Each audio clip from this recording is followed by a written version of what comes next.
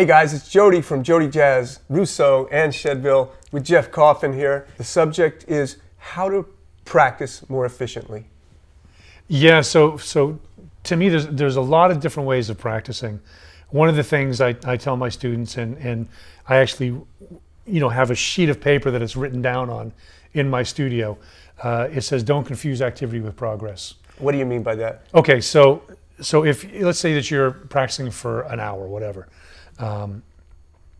If you're kind of going and practicing things that you already know how to do, and you're sounding good while you're practicing, chances are pretty good you're not practicing. You're just kind of playing. You're kind of, going through the motion. You're kind of playing your lines, whatever. So that's activity to me. That's not really progressing. That's maybe keeping the chops at a status quo, whatever. But if you're really practicing, chances are that it's not really going to sound great because you're working on things that you can't quite do yet. So we were talking earlier in the car on the way over here about one of the things I have my students do, and I teach at Vanderbilt University. I've been there for this is my 9th year teaching there and done well over 300 clinics. So this is coming from a voice of experience that I kind of think that I know what I'm talking about here. So I'll have my students doing 2 or 3 tunes a semester in all 12 keys, slowly, around 80 beats a minute, working on the changes, learning the melodies in a few different keys, not necessarily all 12, depending on the tune, but having them learn the melodies in a few different keys. But working through the changes in 12 keys, I'll have them transcribe themselves, most times in the original key, but I'll have them do it in a different key as well. And we'll go through it and we'll look at it.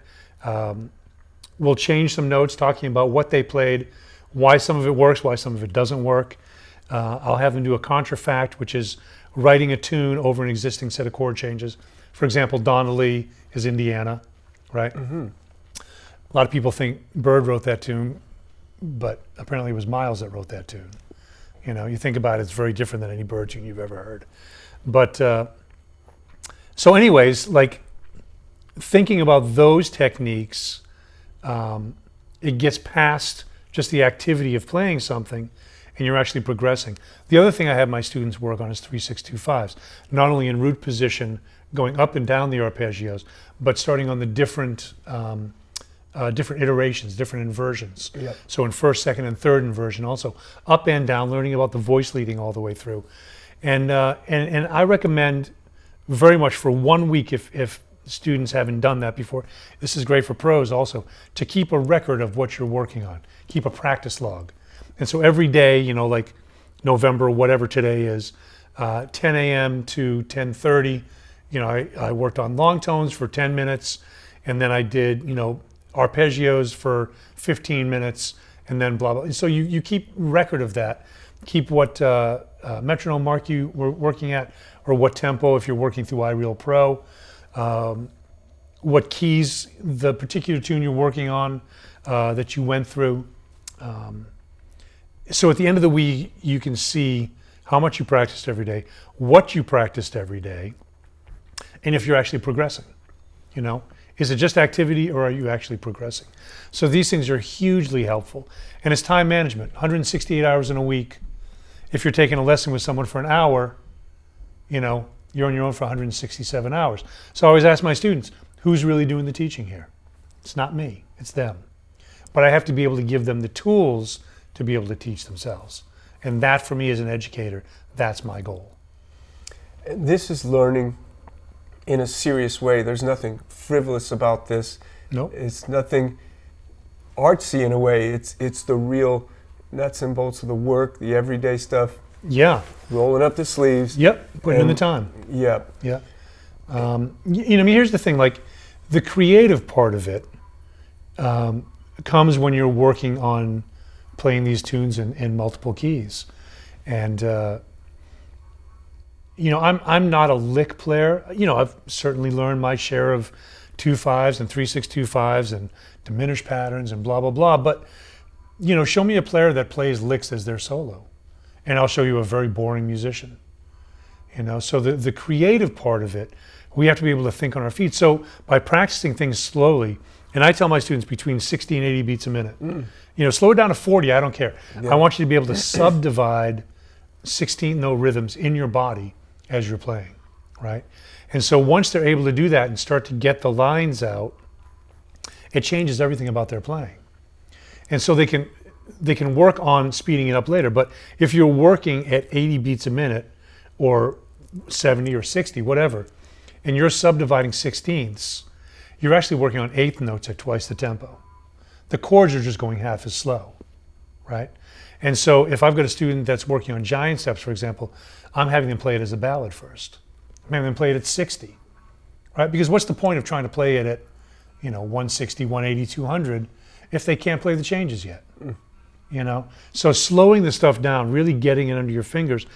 There's no rush on this stuff. There's no rush. So the process is the most important part, and recognizing that this process exists from the first time you picked up the instrument until the very last time you pick up the instrument, whenever that may be down the road. But this process is ever going. We're always in process. As human beings, as musicians, as artists, as creative people, we are constantly in process. And you get used to that process. And it's a beautiful thing. And that's probably why, you and Michael Brecker never had an attitude, like a condescending attitude to anyone. Is that like you're on your process? I may be just starting my process. We're just on the same process. We're definitely in the same process. And here's the thing, man. One of the reasons I'm a musician is that because musicians are my family. It's my tribe. I found my tribe early on, and I knew early on. So who is it for me to say anything about another musician, except for to try to encourage them? And school can be really competitive, and I get it. The business can be competitive, I get it. But nobody is going to sound the same. So what is it that you bring to the table? Again, a thing I tell my students, a couple of things I say, I'm not teaching you to become a jazz musician. I'm teaching you to become a musician. One that can play a wide variety of styles, so that whatever you get called for, you can have authenticity in that style. And part of my job is to hip them to music that they can listen to that exposes them to those different styles of music. But I also tell them, you being able to play your butt off shouldn't be your calling card. Because if you want to be a professional musician, that should be status quo. That should be a given that you can play really well. So what is it that you bring to the table after that? And I tell them this: you can be one of two things. You can be an asset, or you can be the other one, right? And everybody wants to work with an asset. No one wants to work with the other one. So be an asset. And that means if the gig starts at 8, you're there by 7:30. Because if I've got a gig and you're there at 7:45, 10 till 8, you're late. And I'm thinking, what's happened? Preaching to the choir. You are preaching to the choir. Show up prepared. Don't make excuses. Be easy to get along with. Again, be an asset to the situation. Yeah. And because I've worked with the others, and it's not fun. Yeah. And some good advice, I think. Beautiful. I think it's great advice. Thanks for sitting with us. My pleasure. Yeah, thank you. In this mouthpiece, several minute talk. Yeah. That was happening. In the den, the Espina den. All right, guys. Thanks a lot. Peace. Don't forget to subscribe and like. Subscribe and like, exactly. Okay. Thanks. Yeah. Thanks. All right. Sir. Thanks, Jody. All right. Appreciate it. Okay. Appreciate it.